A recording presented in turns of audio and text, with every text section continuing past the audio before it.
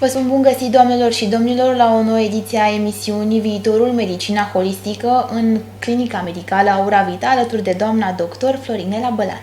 Doamna doctor, am înțeles că astăzi vorbim despre vibrații. Da, vorbim despre vibrații, dar o să vedeți că sunt două feluri de vibrații. Sunt așa vibrații divine, care se găsesc sub formă de lumină, de informație în câmpul nostru electromagnetic. Am avut emisiuni despre câmp și în câmpul nostru electromagnetic se găsesc aceste vibrații sub formă de lumină, informații. Și ele curg prin noi, curg prin meridiane, prin chakre și de asemenea Samuel Hahnemann le numea forța vieții. Practic și din punct de vedere științific sunt recunoscute, în homeopatie se lucrează cu ele, cu această forță. Asta pe de o parte. Și mai avem alte vibrații, și anume vibrațiile emise de noi, că suntem și noi un fel de emițători. Emitem, știți, oamenii, noi prin mintea noastră, noi emitem gânduri, care sunt și ele sub formă de vibrații, și dacă primele vibrații ne echilibrează, ne armonizează, ne stabilesc starea de sănătate și ne autovindecă, categoria aceea a doua de vibrații produse de minte s-ar putea câteodată să ne dezechilibreze, să ne producă boli, ne poate îmbolnăvi. Și o să vedem acest lucru în următorul filmuleț. Respected Mataji, please strengthen me in knowledge and show me more clearly the way. First, what are these vibrations? Into brackets, physiologically, scientifically, and spiritually. Second, where do they, that means vibrations, come from? From you, cosmos, or atmosphere? What way do the vibrations benefit us? What are the do's and don'ts for Surge Yogi? Very good question. Very good. Who has asked the question? Very good. First question is about what are these vibrations. I told you yesterday that in our heart there is a flicker of light, which is burning all the time, which is the Atma, which is the reflection of Paramatma in our heart. When you become subtle, you become like a radio, you start receiving it too. Now, how will you know what is correct, what is incorrect? You ask the subtle and the subtle answers you and you get the answers on your hand. It is like this. So these are the vibrations which you receive from the all-pervading power. And the all-pervading power is emitted out, it's just the same from everywhere. These are the vibrations. But the self-realization means, which is a very subtle point which you try to understand now, that it is so far is an unconscious for you. Your Atma is in the unconscious. It is not in your awareness. It is in the acheta. आता दुसरा प्रश्न, physiological काय विचारलं तुम्ही? Physiological. Physiological you can feel it on the hand, you can feel on the fingers. ते मराठीचं पुस्तक वाचा. Where do the vibrations come from? From everywhere. I am the emitting force. All right, accepted. What way do the vibrations benefit us? What way? Now this is the vital force of life.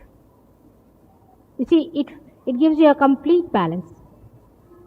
It corrects your physical being. It corrects your mental being. It corrects your emotional being. It gives you a complete spiritual oneness with God. And it integrates you completely. Now this is about the Surge Yogis who feel that they do not feel any vibrations. Maybe sometimes it happens also in some places where the Vishuddhi chakra is very bad, you don't feel any cool breeze. So it doesn't matter. I remember one gentleman in India always used to say, "Mother, I don't feel anything, I don't feel anything, I've done this." I said, "Thank God you don't feel it." He said, "Why do you say that, Mother?" I said, "Enjoy your peace. Enjoy it." But then he wouldn't listen, so I said, "All right, go and feel the vibration of particular gentleman." And he got blisters on all his 5 fingers. And he came to me and said, "Mother, what?" I said, "You wanted to feel, now have the blisters. What can I do?" So those who do not feel also are avoiding little problems for the time being. Take it easy. It's a very good word. Take it easy. Now there are ways and methods for improving your vibration. As you know, in Surge Yoga they are all described. For people who suffer from ego, I think best thing is to put your hands into the eyes, right hand. Maybe. It may work. Try it. Because the hands are not sensitive. So there is a heat or a cool too much. Either you are a frozen personality or you are a heated personality. You are not in the center. So if you are a frozen personality, better melt it a little bit. Try. I never said this before because half of you would have run away if I had said this. But don't burn it to have blisters, I am saying. Just a little bit, try to see that if you burn your finger, the sensitivity will improve. If you can keep your attention here, then you are above this. And if something drops out, it drops out forever because you are standing here.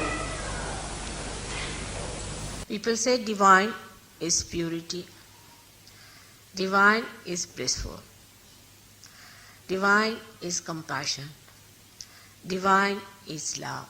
It is described by many words. But I don't think it can be described. It has to be experienced. You can go on describing, writing books after books, stories after stories, poems after poems. Divine is so unlimited that you cannot describe it in its full extent, nor in its depth. So yesterday somebody asked me a question that the intelligence is very much needed. Yes, that much intelligence everyone has to know what is truth. But before knowing the truth, if you depend on your intelligence, you can be misled completely. Intelligence that is without the spiritual insight is your own ego. It's not pure intelligence. It's just your ego which says, this is right, I say, I believe, I am like this. That is ego. After realization, the truth that comes to you is the real pure truth and is not your ego. So when the truth is felt within us, our intelligence tells us is the same thing. If we are inert people, say like this stone or this thing, it might suck in the vibrations. It may have the vibrations. Now see the point, the differences. But it will not be intelligent, or it is not intelligible to that particular matter.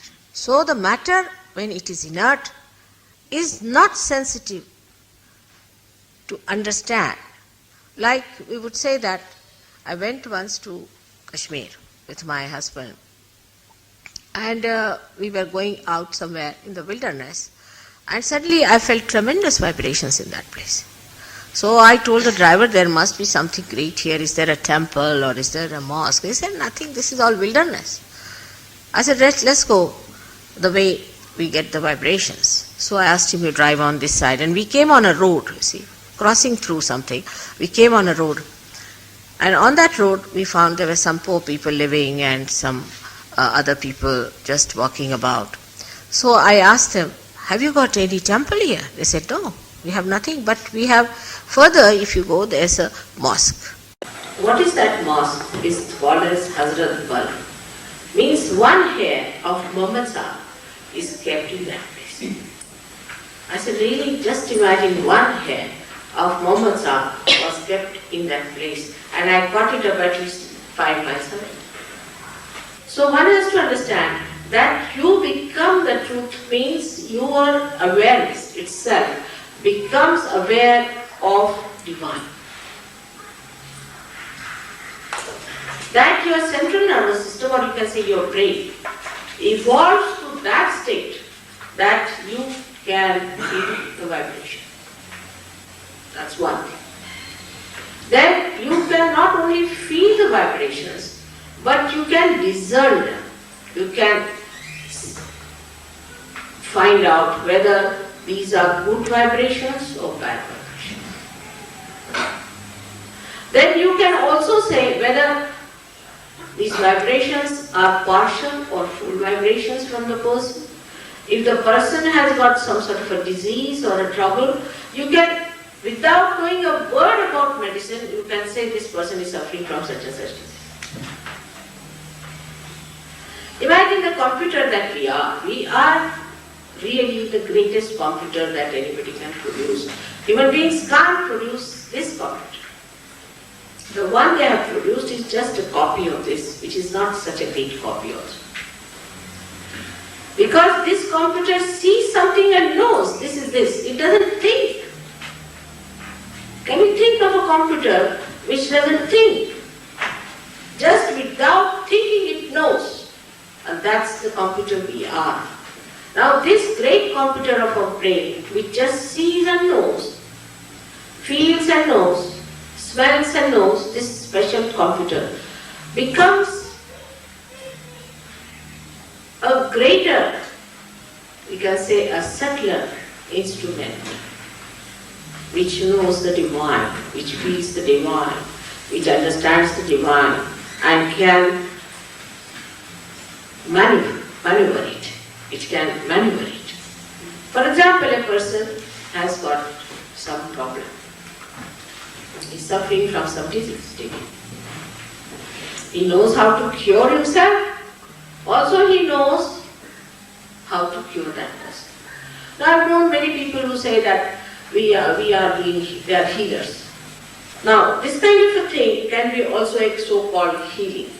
But the healing has to have an intelligent answer after realization. Supposing we say Surge Yoga can heal cancer, then we should be able to tell a doctor how we have cured the person of this trouble. It's not just I have touched a person and I have cured. Yes, it happens that way, it may happen. But that doesn't mean that there is no explanation for it. There has to be an intelligent explanation that on such and such center, we found that it was exhausted, and when this exhausted center was triggered by some entity, then the cancer took place, and what we have done is to put back the center. Now the doctor would be surprised, because he will be surprised to know that we know exactly where the cancer is, we know exactly how to put it right, and we can give a full explanation to him from what plexus it has happened to what it has gone. He'll be surprised. Then if you give realization to that doctor, he gets realization. And then he himself can cure other people, he can cure himself also. But it has to have an intelligent explanation. Păi ar trebui să începem să lucrăm. Ar trebui, în primul rând, să începem să percepem și să conștientizăm aceste vibrații divine, pentru că în lumea medicală ele sunt contestate, adică nu se pune problema care exista, așa de rău stăm, știți? Deci noi nu știm că există.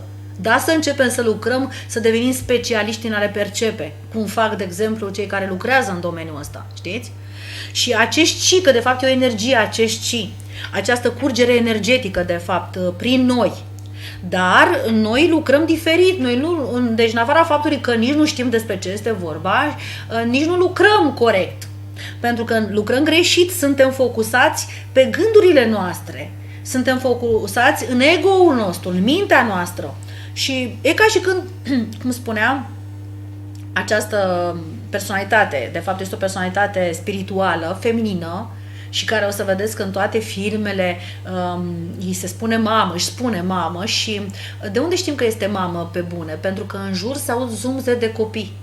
Ați văzut? Deci în toate emisiunile pe care le ține, ea le ține niște emisiuni foarte relaxate, foarte deschise, cu foarte mulți oameni și cu foarte mulți copii care se joacă și nu o deranjează. Pentru că o mamă adevărată este o mamă care face lucruri și cu țâncii ținându-se, cu pruncii ținându-se de fusta ei și cu zgomotul copiilor în jur. Așa arată o mamă, o feminitate pură, știți? Adică e ok cu copii în jur, care tot timpul vorbesc și gânguresc și vorbesc. E o bucurie foarte mare acolo. Și spuneam că suntem încordați, suntem tensionați, noi lucrăm băgați în priză. Ca să reușim, ca să supraviețuim. Că ne e frică că nu supraviețuim, că nu facem față. Credem că noi facem totul. Că noi trebuie să facem. Și, de exemplu, medicii cred că ei pot să vindece. Și ei fac 6 ani de, noi facem, că și eu sunt medic, facem 6 ani de facultate de medicină, că noi credem că la sfârșit devenim suficient de inteligenți ca să vindecăm. Nu, greșit. Noi ar trebui să căpătăm abilitatea de a comunica cu divinitatea în acești 6 ani, pentru că noi, de fapt, de la divin primim informațiile. Sau ar putea să facem asta în paralel, deci noi nu vindecăm noi. Și aș vrea să dau un exemplu în următorul filmuleț, care se intitulează foarte sugestiv. Relaxați-vă. Dumnezeu are grijă de voi. Relax. God is looking after you, believe. He is going to give you realization and He is going to look after you and He is going to wake you up in the morning too. But relax. The first idea that I can do it is wrong. He has to. It's not working out because you think you can do it. If you can come to this conclusion that I cannot do it, it is His mercy, His graciousness has to do.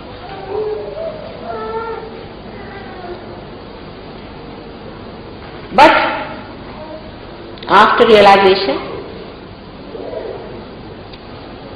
you have to do something in the sense, you have to desire. But when I say you have to desire it, again you will say, all right, now I am going to sit down here and nail myself to this place and I am going to sit down and desire. This desire is a dead desire. You see, just pushed onto your head that, oh, I must desire, Mother has told I must desire.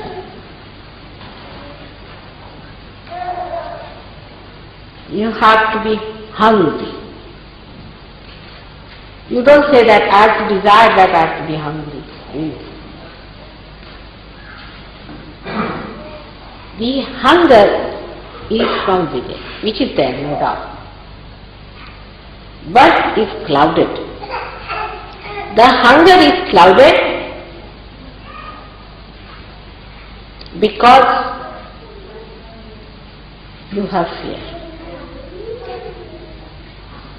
If you put a goat before a tiger and give him to eat, he will reduce with that eating whatever it is. Because it has that fear that there is a tiger which is going to eat you. So first kill all the imaginary tigers around you. Again we come back to the same. That desire must come from within.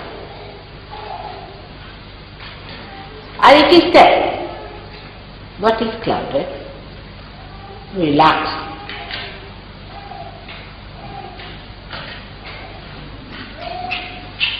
It should not be that I am very relaxed.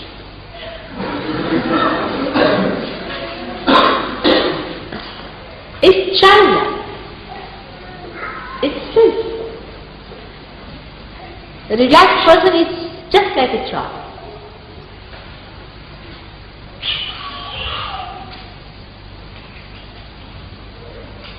So not to get frantic, try to relax. That's all. For everyone. But relaxation never means that you are inactive. On the contrary, the person who is relaxed is extremely active on the exterior, but inside is absolutely silent. Absolutely relaxed and at ease. Outside you may feel. As you know now, at this time, tremendous vibrations are flowing.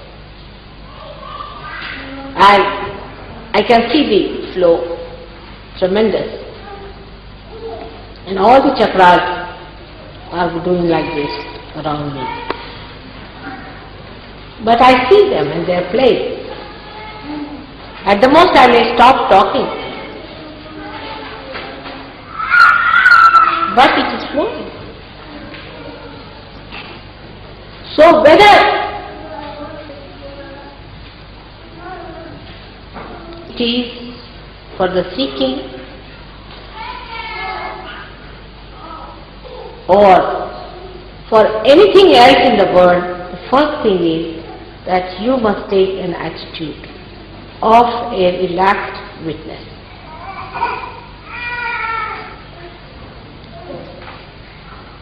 If you can do that, then those who are not feeling vibrations will definitely feel. I've seen people on whom I've been working, it wouldn't work. Of course they were not rude or even arrogant, but felt very sad that they couldn't get the vibration. So I said, alright, today you go and enjoy the flowers in the garden, enjoy the birds, and talk to the sky and come back. It works out.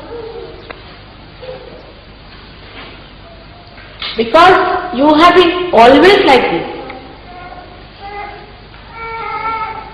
In Sahaja Yoga, you don't have to achieve anything, you become. Practic, noi nu suntem focusați pe ce trebuie. Ne uităm mai mult în exterior decât să privim în interiorul nostru. Exact. Focusarea înseamnă atenție, înseamnă intenție, de fapt înseamnă calitatea energiei intenției și este legată de meridianul 3 focare, să știți. Telespectatorii noștri știu că deja știu, pacienții mei când vin știu despre 3 focare. În depresie nu mai poate fi vorba de intenție creatoare, pentru că acest meridian este dezechilibrat, de exemplu. El este negativ, el este căzut energetic, este blocat. Deci nu mai suntem creatori, nu mai suntem co-creatori cu Dumnezeu, pentru că de fapt asta și înseamnă depresia, tăierea legăturii cu divinitatea. Noi nu putem să creăm fără El. Noi creăm, de fapt, intenția noastră creatoare are legătură cu energia primită de la El, nu cu ce debităm noi, cu ce emitem noi la nivelul gândurilor. Deci nu ce emitem noi la nivelul gândurilor este cea care creează, nu este forța creatoare. Forța creatoare, deci nu vine din aceste emisii de unde ale gândurilor, ci vine din vibrațiile divine, da? Din informațiile divine. Și o să vedem acest lucru în următorul filmuleț. Film 3. The another thing happens to you is your attention. Now our attention is outside. The reason is our brain has become like a prison. And the rays that come into us of awareness also are thrown out. And as a reaction, our attention goes outside. If I tell you take your attention inside, you cannot take it. Just cannot. Something has to happen inside. And that's why when this Kundalini rises within you, then your attention is attracted inside and this happening takes place. And then you find that you can enter inside as well as outside. But otherwise you cannot. Many people say that we are praying. Now you are praying outside, there's no connection. First the connection must be established. So when your attention is outside, you react to everything. For example, I come and see these flowers, then I react to it, and then I say something, or another thing I see, all the time I'm reacting outside. As a result of all the kind of sensations we get out of our reactions, our attention becomes absolutely disturbed. And we get into a lot of troubles. First of all, our eyes are not steady. They go on hovering from here to there, or God knows what we are looking for. The eyes become impure because we start thinking about things. As soon as we see something, we start thinking, and a barrier is created. For example, there's a beautiful piece, something very beautiful you see. And looking at it, if there's a thought, you cannot enjoy. But if there is no thought, there's pure rapport, pure connection between that beautiful art and yourself, then you just see it and enjoy that joy of the artist which he has poured into it without thinking about it. Otherwise, normally people will think, oh, how many pounds can I save? Or what should I do? Should I purchase it or not? All sorts of nonsensical, flip and cheap ideas can come into your head. Or could be something higher also, this color is not matched with that and this. But a person who is a realized soul will just see. Just like children, they just do in the same way, without thinking. So the first thing that happens to your attention, that the thoughts subside. Thought is the first problem that has started with ego. And now when the thoughts subside, then you become peaceful. People talk of peace. We should have peace. How can you have peace? It's not possible. It's an impossible situation. You see, we think by thinking, by organizing, by manipulating, we'll have peace. You can't. You cannot have peace that way. How will you have peace? When the peace is established on your attention. When your attention is peaceful. When you are absolutely without any thoughts, then the peace resides. After all, the peace is disturbed by the human beings only, isn't it? It is not disturbed by something else. It is disturbed by human beings. And now, if the human beings are not peaceful, how can you have peace by talks? On the contrary, when there are talks, we show that there will be some violent action after that. Always it happens. Because thought is incapable of keeping your attention in balance. Now, how do you remove the thought from your mind is the problem. Thoughts are all the time in your mind. If you get possessed, you may not have thoughts. But otherwise, which is the other way? The other way is the Kundalini. When it rises, a thought rises and falls off, another thought rises and falls off. But when the Kundalini rises, then what happens? These thoughts become elongated and start subverting inside. And there is a gap in between. And this gap is the place of our peace. If you achieve that peace, the word peace can be achieved. By just taking placards, by shouting for peace, you cannot establish peace. Peace has to come from the hearts of humans. In the hearts of human beings, peace can be only established when you establish the spirit within you. Its core, where it manifests the bliss of peace. When you start enjoying the bliss of peace, you don't want wars, you don't think of wars. And that is the state where now the human beings have to rise and go to that. So these horrible times which we call as Yuga, the modern times, which are the times of complete illusion, and when all the value system is changed, where everybody seems to be unhappy and sick, is the time also preceding the Krita Yuga, the time where everything will be done, perfected and established. That's the meaning of Krita Yuga. The Kundalini, which is a potential thing, which is a potential power of desire within us, which is we can solve the primitive, manifests itself and becomes aware of itself. That is what is Sahaj Yoga today. It's all Sahaj, it's all spontaneous. All life process has been spontaneous, but today that is what it is. So spontaneously your attention becomes peaceful, absolutely peaceful. And when that peace is achieved, that peace is established within your heart through the ascent, then every bit of that peace emits peace. Such a person, wherever he is, he emits peace. Wherever he is. If there's a quarrel going on, there will be peace. Even we have seen, if there's one person who is a realized soul in a train, and if there's an accident, everybody is saved. Even one person. There are many examples where in a bus there was one lady who was a realized soul, and the bus fell down with 3 somersaults, and it fell on its 4 legs, and everybody was safe, and this thing started. And they tried to find out who was the realized soul. Because in India we understand this. We are more grown up in spiritual sensitivity than in material sensitivity. You are very sensitive to material things. We should also learn something from you, I should say. But you should also learn something from us. And that is the spiritual sensitivity. To understand what serenity is and what superficiality is. So with this attention being absolutely stationed on a balance, you start seeing the superficiality. You start discarding the superficiality. You immediately see that this is superficial, there's nothing in it. And then the attention only accepts whatever is deep, whatever is divine. The rest of it is rejected. It doesn't accept. It doesn't react. It doesn't say anything about it. It doesn't accept. It has nothing to do with it. It is just separate. The attention keeps a distance from all superficial things. It has no enjoyment.